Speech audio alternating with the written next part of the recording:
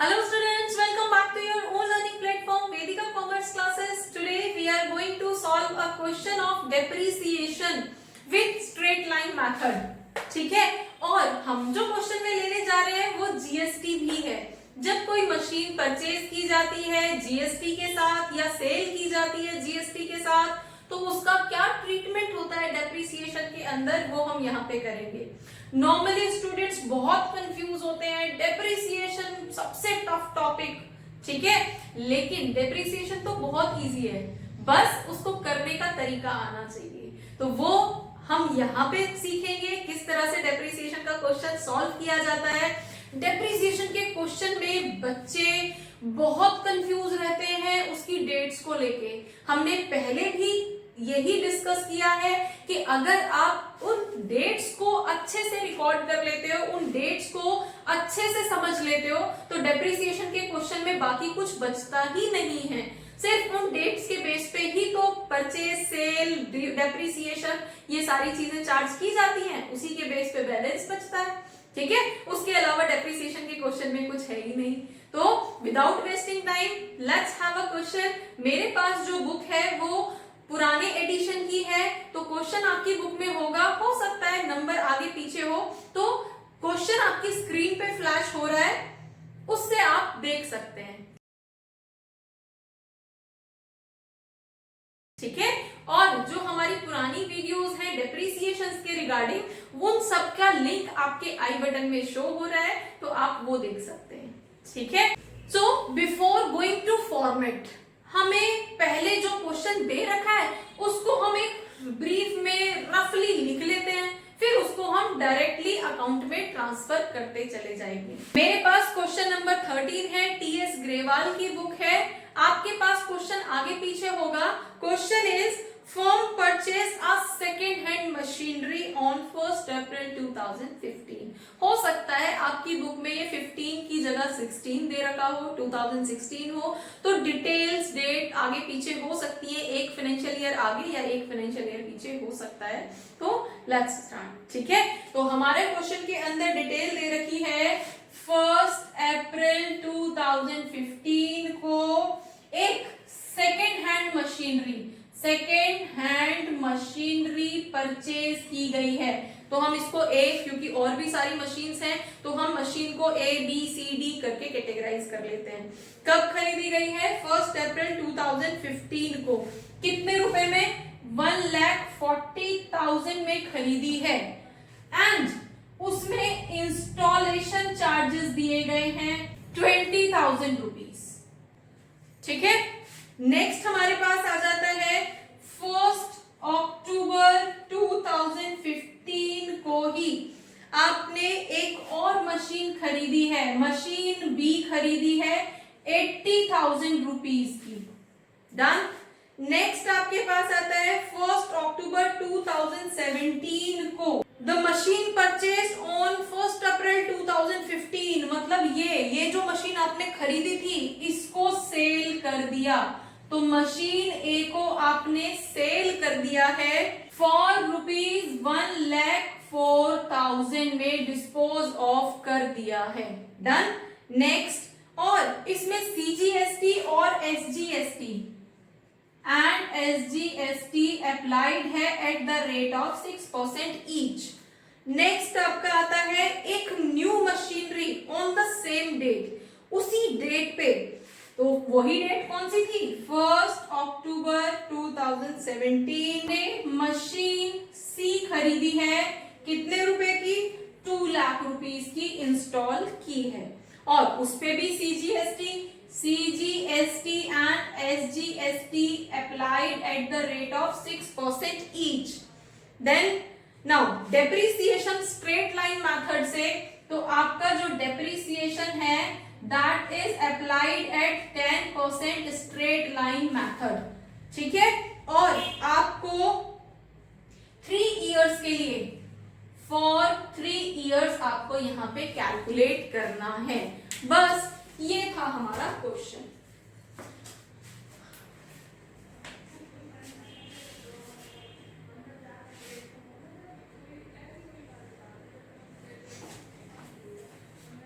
Done.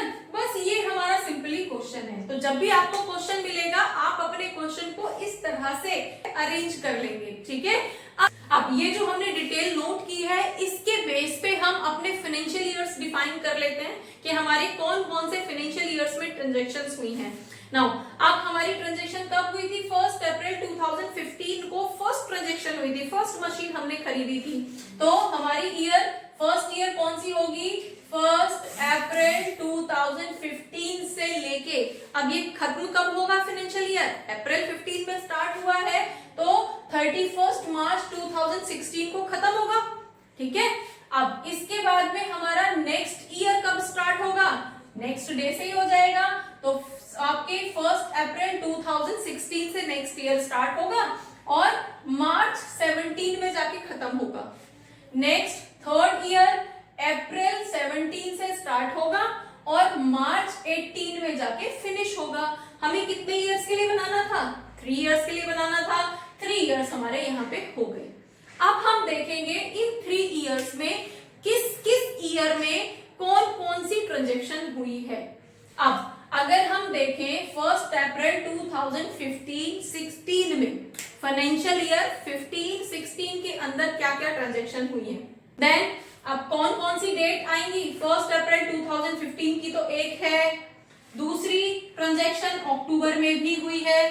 तो इस financial year में आने के लिए हमारे पास 2 ट्रांजैक्शंस हैं, फर्स्ट मशीन और सेकंड मशीन हमने दोनों खरीदी है।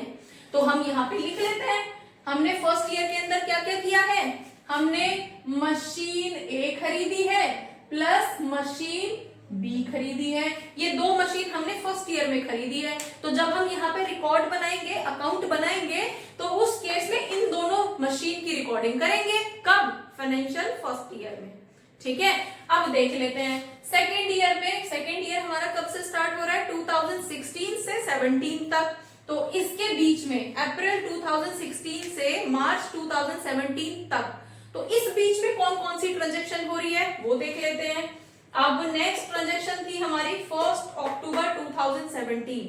अब 1 अक्टूबर 2017 हमारे इस ड्यूरेशन में आएगा क्या? अक्टूबर है और ये वाला तो हमारा मार्च में खत्म हो गया फाइनेंशियल ईयर, है ना। तो इस फाइनेंशियल ईयर में तो हमारी कोई ट्रांजैक्शन नहीं हुई है, तो हम क्या लिख देंगे? नो ट्रांजैक्शंस, ठीक है। हमारी कोई ट्रांजैक्शन नहीं हुई सेकंड फाइनेंशियल ईयर पे। अब आते हैं हम नेक्स्ट फाइनेंशियल ईयर पे। अब हमारी जो ये डेट दी गई है 1 अक्टूबर 2017 कहां पे आएगी? इस ड्यूरेशन में आएगी ना। अप्रैल 2017 से जो फाइनेंशियल ईयर स्टार्ट हुआ है और वो मार्च 18 में जाके खत्म होगा, तो अक्टूबर 17 वही तो आएगा, है ना। तो अब यहाँ पे हम रिकॉर्ड करेंगे क्या क्या किया है हमने इस फाइनेंशियल ईयर के अंदर। हमने एक मशीन ए को तो सेल किया है ना, और हमने एक और मशीन खरीदी है, मशीन सी को हमने परचेज किया है।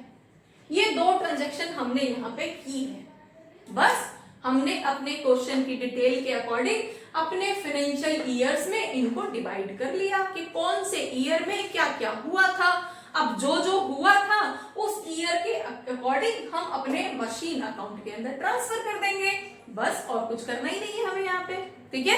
तो अब हम अकाउंट पे चलते हैं। अकाउंट नाउ अब हमारे पास हमने जो डिटेल नोट की थी ईयर वाइज, उसको अपने अकाउंट के अंदर रिकॉर्ड करते चले जाएंगे, ठीक है। अब मशीन अकाउंट बनाते हैं डेप्रिसिएशन के अंदर, क्योंकि हम किसकी डिटेल नोट कर रहे हैं? मशीन की तो कर रहे हैं। स्टार्टिंग में कितनी थी, at the end of financial year कितनी है, नेक्स्ट ईयर में उसकी कितनी वैल्यू है, तो मशीन का ही तो स्टेटस हम यहाँ पे कैलकुलेट कर रहे हैं। तो हम यहाँ पे मशीन अकाउंट मेनली बनाते हैं जो आपके एग्जाम के अंदर भी आएगा, ठीक है। और स्ट्रेट लाइन मेथड के लिए डेप्रिसिएशन होता क्या है, कैसे चार्ज किया जाता है, डेप्रिसिएशन की वैल्यू कैसे कैलकुलेट की थी है, इसके लिए हमने एक और वीडियो बनाई थी जिसका लिंक आपके आई बटन के अंदर शो हो रहा है। अगर आपने नहीं देखी है तो आप वो देख लेना, ठीक है। तो हमारे क्वेश्चन को हम रिकॉर्ड करना स्टार्ट करते हैं। हमारा कब से स्टार्ट हुआ था फाइनेंशियल ईयर? 1 अप्रैल 2015 तो हमारी फर्स्ट ट्रांजैक्शन हुई थी। और जब मशीन खरीद के आई थी तो एंट्री क्या थी? Machine account debit to bank account, ठीक है। तो मशीन का तो हम अकाउंट ही बना रहे हैं, लेजर बना रहे हैं, तो एंट्री क्या हो जाएगी हमारी? To bank account. और बैंक अकाउंट में कौन सी मशीन आ रही है? ए मशीन हम खरीद के लेके आ रहे हैं। ठीक है, कितने की खरीद के लेके आ रहे हैं? अब यहाँ पे देखते हैं, सेकेंड हैंड मशीन खरीदी है और सेकेंड हैंड मशीन को पहले तो ठीक कराना पड़ेगा, उसके लिए चार्जेस जाएंगे। तो हमारे क्वेश्चन के अंदर अगर दिए गए होंगे, उसको फिर इंस्टॉल भी कराया है, उसके भी चार्जेस हैं। तो हमारी मशीन की कॉस्ट कितनी हो गई? टोटल कॉस्ट हमारी 1,60,000 हो जाएगी। और ये रिपेयरिंग या इंस्टॉलेशन जो है वो हमारा कैपिटल नेचर का एक्सपेंडिचर है, तो वो मशीन की कॉस्ट में ऐड हो जाएगा। ठीक है, तो हम मशीन की क्या कॉस्ट लिखेंगे? 1,60,000 रुपीज हम मशीन की कॉस्ट लिखेंगे। ठीक है, इसके अलावा और क्या हुआ था इसी फाइनेंशियल ईयर के अंदर? हम 15-16 का बना रहे हैं ना, तो इसी फाइनेंशियल ईयर के अंदर एक और मशीन खरीदी गई थी, मशीन बी। कौन सी डेट में खरीदी थी? मशीन बी हमने 1 अक्टूबर 2015 को खरीदी थी। तो डाल देंगे यहाँ पे 1 अक्टूबर 2015 टू बैंक अकाउंट। अगेन हमारे पास बैंक अकाउंट होगा और ये कौन सी वाली मशीन होगी? मशीन बी होगी। ठीक है, कितने की आई है? 80,000 की आई है। 80,000 आपने यहाँ पे मेंशन कर दिया। क्लियर? अब हमारे पास इसके अलावा और कोई ट्रांजैक्शन हुई है इस फाइनेंशियल ईयर में? नहीं, बस 2 ही मशीन खरीदी थी। तो अब हम क्या करेंगे? इस ईयर को क्लोज करेंगे। और क्लोज कब होगी? 31 मार्च 2016 को क्लोज होगी। तो क्लोज करने के लिए हमें क्या करना पड़ेगा? पहले इन मशीन पे डेप्रिसिएशन काउंट करना पड़ेगा, डेप्रिसिएशन कैलकुलेट करना पड़ेगा। डेप्रिसिएशन हमें कितना दे रखा है? स्ट्रेट लाइन मेथड के अकॉर्डिंग 10% हमें अप्लाई करना है 3 इयर्स तक। तो 10% हमारा फुल ईयर के लिए है। तो जो मशीन हमारी फुल ईयर यूज हुई होगी उस पे पूरे साल का कैलकुलेट करेंगे। जो मशीन हमारी कुछ मंथ्स के लिए यूज हुई होगी उस पे कुछ मंथ्स का कैलकुलेट करेंगे। तो हम यहाँ पे लिखेंगे बाय डेप्रिसिएशन अकाउंट। अब डेप्रिसिएशन किस किस पे लगेगा? मशीन ए पे लगेगा और बी पे लगेगा, दोनों पे ही लगेगा ना। अब मशीन ए पे कितना लगेगा? मशीन कितने की थी? 1,60,000 की। 1 अप्रैल को ही हमने खरीद ली थी, तो पूरे साल यूज किया ना, और पूरे साल यूज किया तो डेप्रिसिएशन भी पूरे साल का लगेगा। तो कितना हो जाएगा? 10%। 1,06,000 का 10% 16,000। ठीक है, अब सेकेंड मशीन पे आते हैं। सेकेंड मशीन हमने कब खरीदी थी? 1 अक्टूबर को। तो अक्टूबर से मार्च तक कितने मंथ्स हुए? अक्टूबर, नवंबर, दिसंबर, जनवरी, फरवरी, मार्च, 6 मंथ्स हुए। तो 6 मंथ्स का डेप्रिसिएशन लगेगा। तो 80,000 का 10% हुआ 8,000 पूरे साल के लिए, और 6 मंथ के लिए 4,000। तो हमारे पास यहाँ पे कितना आ जाएगा? 4,000 रुपीज हमारा सेकेंड मशीन पे 6 मंथ्स के लिए लगा। ठीक है, तो अगर हम डेप्रिसिएशन की बात करते हैं तो टोटल डेप्रिसिएशन हमारा कितना लगा? टोटल डेप्रिसिएशन मशीन ए का प्लस मशीन बी का, तो टोटल डेप्रिसिएशन हमारा 20,000 उस फाइनेंशियल ईयर के अंदर अप्लाई हुआ। अब हम क्या करेंगे? इस अकाउंट को यहीं पे क्लोज कर देंगे। तो क्लोज करने के लिए हमारे पास क्या वैल्यू आ जाएगी? इस साइड का टोटल करेंगे तो हमारे पास 2,40,000 आ गया। तो यहाँ पे भी हम 2,40,000 नोट कर देंगे। तो 2,40,000 में से जब 20,000 माइनस होगा तो इधर कितना बचेगा? 2,20,000। कब? 31 मार्च 2016 को क्या बचा? ये बाय बैलेंस सीडी। ये हमारा फाइनेंशियल ईयर 2015-16 का बैलेंस सीडी बचा है। और अब इस बैलेंस सीडी को हम क्या करेंगे? ब्रॉड डाउन करके यहां ले आएंगे। ठीक है, और ये क्या होगा? नेक्स्ट फाइनेंशियल ईयर स्टार्ट हो जाएगा। और नेक्स्ट फाइनेंशियल ईयर किस डेट से स्टार्ट होगा? 1 अप्रैल 2016। ये 16 मार्च में खत्म हुआ है, ये 16 अप्रैल से स्टार्ट हो रहा है। तो हमारे पास यहाँ पे हम क्या लिखेंगे? To balance BD. यहाँ पे हम ब्रॉड डाउन करके लेके आ रहे हैं सीडी को। तो यहाँ पे कितना अमाउंट हो जाएगा? 2,20,000 रुपीज हम ब्रॉड डाउन करके लेके आए हैं। ठीक है, इसका मतलब है कि जब हमारा नेक्स्ट फाइनेंशियल ईयर स्टार्ट हो रहा है तो हमारे पास जो 2 मशीनें थी उनकी टोटल वैल्यू इतनी है। ठीक है, अब सेकेंड ईयर में हमने क्या क्या किया है हम वापस इसमें आ जाते हैं। सेकेंड ईयर में हमने कोई ट्रांजैक्शन नहीं की, ना कोई मशीन खरीदी ना कोई मशीन बेची, तो कुछ भी नहीं हुआ, तो हम यहाँ पे कोई रिकॉर्डिंग नहीं करेंगे। लेकिन डेप्रिसिएशन तो लगेगा ना। मशीन ए को भी आप पूरे साल यूज कर रहे हो, मशीन बी को भी आप पूरे साल यूज कर रहे हो। आपने जब ये फाइनेंशियल ईयर स्टार्ट किया था अप्रैल से, एंड कर रहे हो 31 मार्च 2017 को, तो एक साल आपने इन मशीनों को यूज किया है, तो डेप्रिसिएशन तो लगेगा। ठीक है, तो हमारी एंट्री क्या हो जाएगी 31 मार्च 2017 को बाय डेप्रिसिएशन अकाउंट।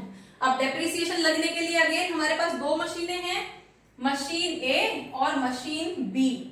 ठीक है, मशीन ए पे तो पहले भी पूरे साल का लगा था, तो मशीन ए का डेप्रिसिएशन कितना है 10% ऑफ 1,60,000 ओरिजिनल कॉस्ट। ठीक है, नाउ अब बी पे कितना डेप्रिसिएशन लगेगा, बी की कॉस्ट कितनी थी 80,000 और 80,000 का 10% कितना होता है 8,000, तो यहाँ पे 8,000 लगेगा। क्यों लगा 8,000, पहले 4 क्यों लगा था, क्योंकि पहले वो अक्टूबर से मार्च तक यूज हुई थी और इस वाले फाइनेंशियल ईयर में ये अप्रैल से मार्च तक पूरे साल यूज हो रही है, तो पूरे साल का डेप्रिसिएशन लगेगा। तो टोटल डेप्रिसिएशन कितना हो गया इस साल का 24,000। ठीक है, तो अब हम क्या करेंगे, इस फाइनेंशियल ईयर को यहीं पे क्लोज कर देंगे, देन टोटल कर देंगे 2,20,000, यहाँ पे भी 2,20,000। ठीक है, अब यहां से इसको माइनस करेंगे तो हमारे पास क्या बचा, बाय बैलेंस सीडी बचेगा, कब 31 मार्च 2017 को बचेगा। कितने रुपए का बैलेंस बचेगा, 220 में से 24 माइनस कर देंगे तो 1,96,000 का बैलेंस बचेगा। मतलब सेकेंड ईयर के एंड में हमारे पास जो मशीन की वैल्यू बची है वो 1,96,000 बची है। ठीक है, अब क्या करेंगे, इस वैल्यू को हम क्या करेंगे, नेक्स्ट फाइनेंशियल ईयर जब ओपन करेंगे तो वहां पे इसको ब्रॉट डाउन करके लेके जाएंगे, तो हमारे पास क्या हो जाएगा, ब्रॉट डाउन करके यहां ले आएंगे तो हमारे पास वैल्यू क्या आ जाएगी 1,96,000 क्या to balance BD brought down. और कब ब्रॉट डाउन करके लेके आ रहे हैं 1 अप्रैल 2017 को, और यही तो हमारी लास्ट ईयर है, तो एक ईयर का अकाउंट और बनाना है बस। अब इस ईयर में हमने क्या क्या किया है वो देख लेते हैं। इस ईयर में हमने सबसे पहले तो मशीन ए को जो हमने यहाँ पे खरीदी थी इसको बेचा है। अब बेचा है तो कितने में बेचा है देख लेते हैं, हमने कितने में बेचा है मशीन ए को, हमारी ईयरली ट्रांजैक्शन हमने सेल की है कितने में 1,04,000 में सेल की है। अब 1,04,000 में सेल की है तो प्रॉफिट या लॉस कुछ तो हुआ होगा ना। नॉर्मली स्टूडेंट्स यहीं पे कंफ्यूज हो जाते हैं, प्रॉफिट की वैल्यू नहीं आ रही है, लॉस की नहीं आ रही है, क्यों नहीं आ रही है भाई, इतना इजी है। आपको करना क्या है, सबसे पहले तो जिस डेट को आप सेल कर रहे हो उस डेट को मशीन की वैल्यू क्या है ये निकालना है। ठीक है, किस डेट को सेल कर रहे हो आप, 1 अक्टूबर 2017, खरीदी कब थी 1 अप्रैल 2015, तो अब इस टाइम पे इस पे टोटल कितना डेप्रिसिएशन लगा है, हम मशीन की वैल्यू निकाल रहे हैं, तो मशीन की value on the date of sale. ठीक है, जिस दिन हम सेल कर रहे हैं उस टाइम पे वैल्यू क्या थी, तो हमारे पास कितनी वैल्यू थी, हमने इसको खरीदा था 1,60,000 में हमने इसको खरीदा था। ठीक है, उसके बाद इस पे फर्स्ट ईयर का डेप्रिसिएशन लगा, तो डेप्रिसिएशन हम क्या करेंगे माइनस कर देंगे, माइनस डेप्रिसिएशन। अब माइनस डेप्रिसिएशन कितना रहेगा 16,000 आपने माइनस कर दिए पहले साल के, फिर एक बार और डेप्रिसिएशन लगा है तो फिर से हमने 16,000 माइनस कर दिए, 2 साल का डेप्रिसिएशन लग गया। ठीक है, अब इस फाइनेंशियल ईयर में कब बिक रही है ये बिकी है 6 मंथ यूज होने के बाद, तो 6 महीने का डेप्रिसिएशन तो अब भी लगेगा ना, तो 6 मंथ का कितना हो जाएगा, जब पूरे साल का 16,000 था तो हाफ ईयर का या 6 मंथ का कितना हो जाएगा 8,000। ठीक है, तो फाइनली हमारे मशीन की वैल्यू कितनी निकल के आएगी 16, 16, 32, 40, तो जब 160 में से 40,000 माइनस कर देंगे तो 1,20,000 हमारे मशीन की वैल्यू निकल के आएगी जिस दिन हम सेल करने जा रहे हैं। ठीक है, नाउ अब हमारी मशीन की वैल्यू बची है 1,20,000 की और हम बेच कितने में रहे उसको 1,04,000 में। तो प्रॉफिट हुआ है या लॉस हुआ है? ठीक है, क्या लॉस ना, और लॉस कितने का हुआ है? तो आप कैसे निकालोगे?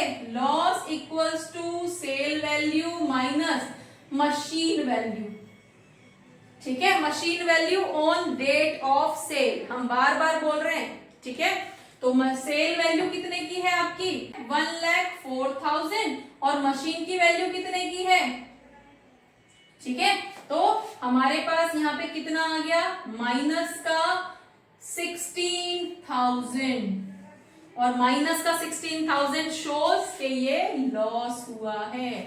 ठीक है, अगर प्लस का आता तो प्रॉफिट हुआ होता और यहाँ पे हमारे पास माइनस में आ रहा है तो लॉस। और माइनस में क्यों आ रहा है हमारा ये?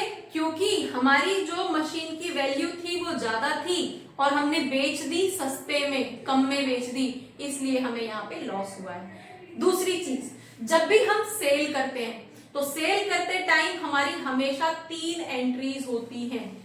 ठीक है, अब वो क्या होंगी हम यहाँ पे कर लेते हैं। अब सेल कर रहे हैं ना हम, तो क्या कर रहे हैं 1 अक्टूबर 2017 को हम सेल कर रहे हैं।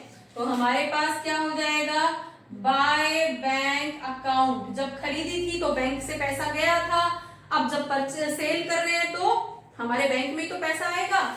आप यहाँ पे लिखोगे सेल, सेल की वजह से बैंक में पैसा आया है। कितना, कितने में सेल किया है? यहाँ पे 1,04,000 आपने सेल की। ठीक है, नाउ दूसरी एंट्री इसी की होती है डेप्रिसिएशन। इस मशीन को हमने इस फाइनेंशियल ईयर में जितने महीने यूज किया है उतने महीने तक इस पे कितना डेप्रिसिएशन लगा है। तो 6 मंथ यूज किया ना इस फाइनेंशियल ईयर में, तो 6 मंथ का डेप्रिसिएशन कितना था? 6 मंथ का डेप्रिसिएशन 8,000 रुपीज। ठीक है, देन हमें प्रॉफिट हुआ या लॉस हुआ? प्रॉफिट एंड लॉस अकाउंट, और हमें क्या हुआ है लॉस। अगर लॉस हुआ है बाय साइड में लिखेंगे और अगर प्रॉफिट हुआ होता तो इस साइड, टू साइड में रिकॉर्ड कर देते। हमेशा जब भी कोई एंट्री या कोई मशीन सेल हुई होगी तो ये 3 एंट्री तो मस्ट है। ये 3 एंट्री तो आप बिना सोचे लिख देना। ठीक है, और लॉस कितने का हुआ है? हमें 16,000 का लॉस हुआ है। तो ये 3 एंट्री आप फाइनली लिखोगे ही लिखोगे जब भी कोई मशीन सेल करोगे। ठीक है, अब इसी डेट को हमने एक नई मशीन खरीद भी ली तो सेल का तो वाइंड अप हो गया। जो ए मशीन थी उसका तो हिसाब यहीं पे खत्म। ठीक है, अब नेक्स्ट क्या है? हमने एक और मशीन खरीदी है। कब? अगेन इसी डेट को। कब? 1 अक्टूबर 2017 को। एंट्री क्या हो जाएगी? टू बैंक अकाउंट, और मशीन कौन सी है? ये सी, थर्ड मशीन आ रही है। कितने की खरीदी है हमने ये मशीन? 2 लाख की, 2 लाख। और एक और चीज, हमारी ये जो सेल और परचेज हो रही है ये विद जीएसटी हो रही है। तो जीएसटी का अकाउंट थोड़ी बना रहे हैं हम यहाँ पे, हम कोई जर्नल एंट्रीज तो बना नहीं रहे, हम तो मशीन का लेजर बना रहे हैं। तो मशीन से, मशीन की कितनी कॉस्ट है, मशीन के रिगार्डिंग हमारा कैपिटल एक्सपेंडिचर कितना हुआ है, हम वो रिकॉर्ड कर रहे हैं। तो जीएसटी अप्लाइड चाहे जिस भी रेट से हो, हम डेप्रिसिएशन के अंदर जीएसटी को लेते ही नहीं है। तो ये आपके लिए एक अच्छी चीज है कि जीएसटी डेप्रिसिएशन अकाउंट के अंदर ट्रीट ही नहीं की जाती। क्लियर? तो जीएसटी को तो छोड़ देंगे जब हमें लेना नहीं है। हम अपनी ट्रांजेक्शन पे आते हैं। 2 लाख रुपीस की हमने मशीनरी खरीद ली और इसके अलावा हमने क्या क्या किया है इस फाइनेंशियल ईयर में? बस और कुछ नहीं किया। इतना तो बहुत है, स्टूडेंट इसी में ही कंफ्यूज रहते हैं। ठीक है, तो चलो अब हम वाइंड अप कर लेते हैं। तो वाइंड अप करने के केस में हमें क्या करना पड़ेगा? हम इस साइड का टोटल करेंगे, कितना आएगा? 3,96,000। तो इस साइड भी हम क्या लिख देंगे? 3,96,000।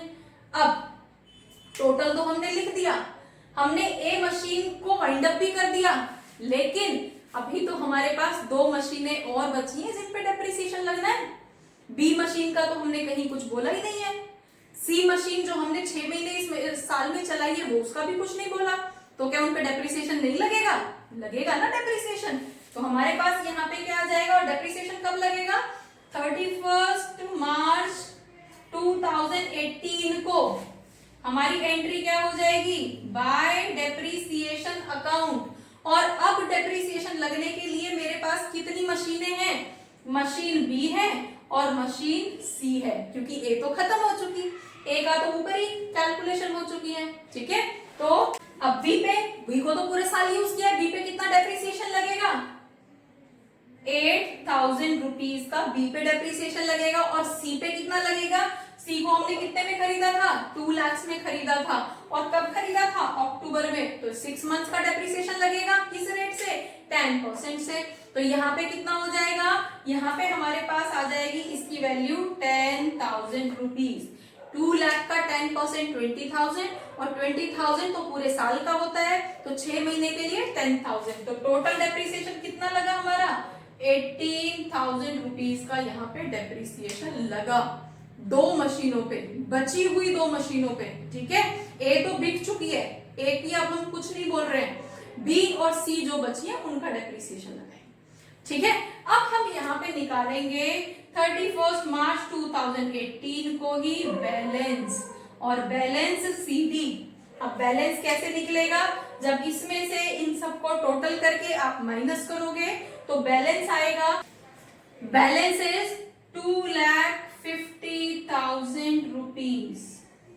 तो हमारे पास अब at the end of financial year 2017-18 जो मशीन बची हुई है उनकी वैल्यू 2,50,000 है। ठीक है, और मशीन कौन कौन सी बची हुई थी? बी और सी। ए को तो हमने बेच दिया था। ठीक है, तो बी और सी जो मशीन, दो मशीन बची हुई है, उनकी वैल्यू हमारे पास इस 3 साल के टेन्योर के बाद में 2,50,000 बची है। तो होपफुली स्ट्रेट लाइन मेथड के अंदर जीएसटी को कैसे ट्रीट करते हैं, सेल के रिगार्डिंग प्रॉफिट या लॉस कैसे निकालते हैं, आपकी न्यू मशीन परचेज करते हैं तो किस तरह से ट्रीटमेंट होती है, ये सारी चीजें आपको समझ आई होंगी। For more keep watching, keep learning. Thank you.